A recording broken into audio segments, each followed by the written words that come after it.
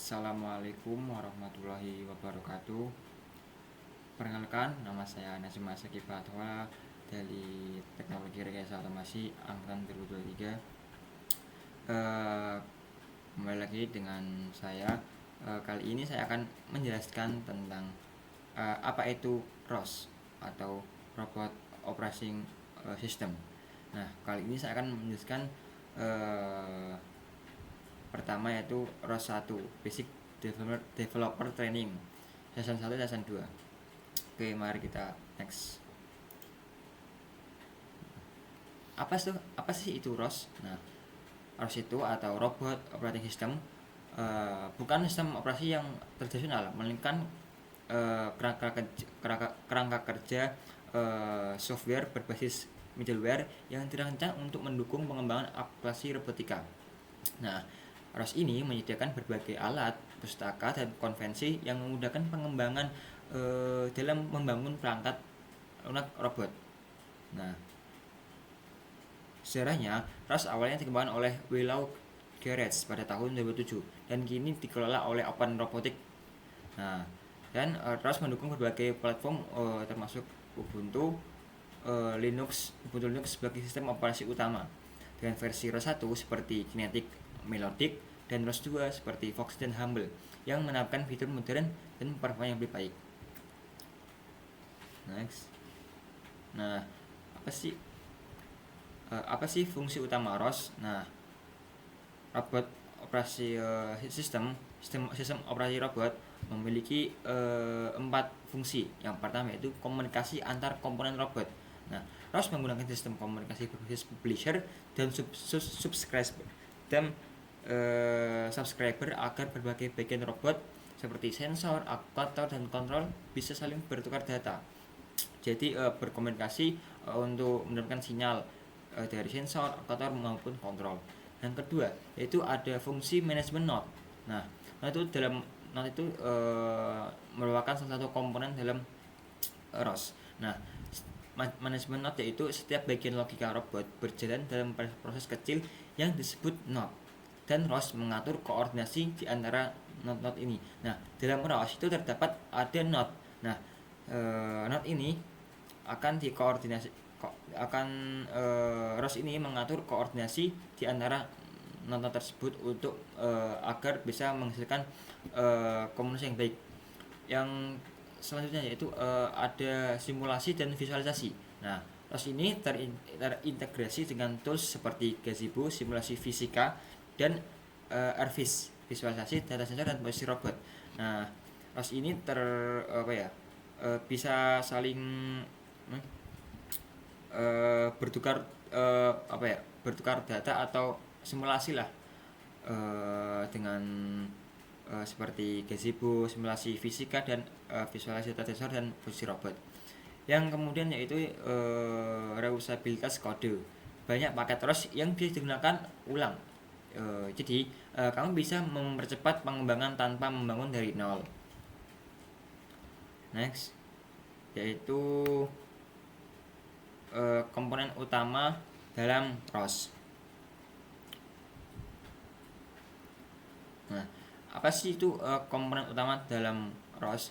Yang pertama yaitu ada nodes seperti tadi saya ucapkan. Nodes adalah unit eksekusi dasar di ROS. Nah, setiap node itu bertanggung jawab untuk tugas tertentu, misalnya membaca data dari sensor atau mengontrol motor. Nah, yang kedua itu ada topics yaitu node berkomunikasi melalui topics menggunakan model publisher atau subscriber pada fungsi yang saya jelaskan sebelumnya. Misalnya, node sensor mempublikasikan data, dengan lain dapat berlangganan untuk menerima data tersebut. Yang ketiga itu adalah service. Selain komunikasi asinkronus dengan topics, ROS juga mendukung komunikasi sinkronus dengan menggunakan service yang memungkinkan request respon antar nodes. Nah, yang yaitu message atau pesan. Nah, message ini adalah struktur data yang digunakan untuk bertukar informasi antara node. Formatnya dapat berupa angka, string, atau array. Nah, dalam angka ini menggunakan angka binary ya teman-teman. Yang selanjutnya itu adalah back files. apa itu backfiles?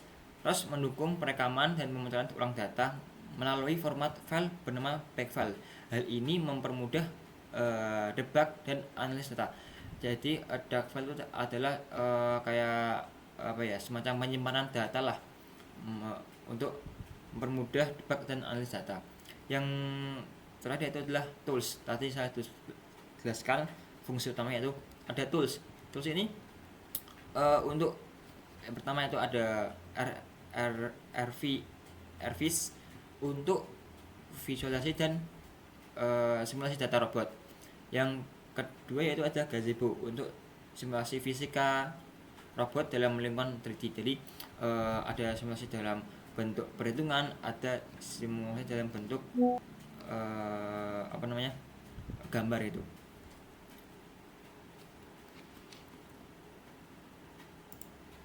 Nah, selanjutnya itu ada kelebihan ROS. Nah, ROS ini mempunyai kelebihan. Yang pertama itu adalah open source. Dia itu adalah open source. Nah, dia itu memiliki sifat aktif yang berkontribusi dalam pengembangan perangkat lunak dan pustaka baru. Yang selanjutnya itu adalah modular dan fleksibel. Komponen ROS dapat dipecah menjadi modul yang dapat digunakan kembali, mempermudah kolaborasi dan pengembangan. Terus ada yang ketiga itu dukungan multi platform. Meskipun lebih populer di Linux, ROS juga mendukung Windows dan macOS.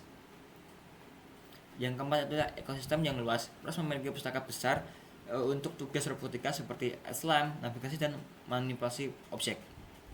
Yang kelima itu adalah integrasi dengan simulasi. ROS terintegrasi dengan alat simulasi seperti yang saya sebutkan tadi adalah gazebo untuk perhitungan fisika dan lain-lain. Selanjutnya itu ada kekurangan ROS.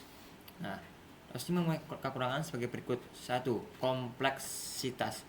ROS ini memiliki kurva belajar yang curam, terutama bagi pemula di bidang robotika dan Linux.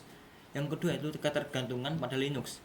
Sebagian besar fitur ROS dirancang untuk Ubuntu Linux yang mungkin membatasi pengguna yang terbiasa dengan sistem operasi lain. Yang ketiga yaitu performa real time terbatas. ROS 1 tidak dirancang untuk aplikasi real time, meskipun ROS 2 telah mengatasi sebagian besar masalah ini. Jadi kekurangan ini akan ada pada ROS 2 yang akan saya jelaskan selanjutnya. Yang ketiga yaitu adalah fragmentasi versi. Banyak proyek yang masih menggunakan ROS 1, meskipun ROS 2 menawarkan fitur yang lebih baik, menciptakan fragmentasi dalam ekosistem. Mungkin ROS ini masih banyak kekurangan yang akan disempurnakan pada ROS 2 yang akan saya jelaskan berikutnya. Nah, ini mungkin pengaplikasian sistem operasi robot pada industri mungkin ya. Saya akan jelaskan satu persatu. Nah, yang pertama itu ada robot navigasi dengan pustaka navigasi ROS robot dapat merencanakan rute dan menghindari rintangan secara otonom. Misalnya dalam robot pembersih lantai atau pengiriman paket itu menggunakan sistem operasi robot. Yang kedua yaitu ada manipulator robot. Nah, ROS dalam robot ini digunakan dalam lengan robot seperti robot arm, robot lengan untuk pemindahan barang atau untuk packaging juga bisa, untuk pengelasan. Yang selanjutnya itu ada drone otonom. Dalam drone otonom, ROS mendukung pengembangan drone untuk aplikasi survei yang seperti pengawasan dan pengiriman barang. Yang selanjutnya yaitu ada robot industri.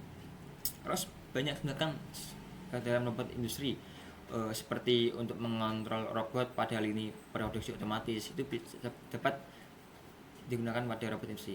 Yang kelima atau yang selanjutnya yaitu ada robot sosial. Nah, ROS ini digunakan dalam pengembangan robot interaktif seperti robot asisten rumah tangga atau untuk layanan publik. Nah, itu merupakan salah satu contoh pengaplikasian ROS pada dunia nyata atau robot. Nah, kesimpulannya, satu ini merupakan fondasi awal dari sistem perangkat lunak robotik yang modern, yang bersifat open source dan modular dengan arsitektur berbasis node dan komunikasi publisher dan subscriber. ROS1 telah mempermudah proses pengembangan integrasi sensor dan kontrol aktuator dalam berbagai proyek robotika, baik di dunia akademik maupun riset. Meskipun memiliki jumlah keterbatasan yang sangat banyak, ROS mampu menjadi salah satu inti dari pembuatan robot tersebut. Sekian penjelasan dari saya. Kiranya mohon maaf. Assalamualaikum warahmatullahi wabarakatuh.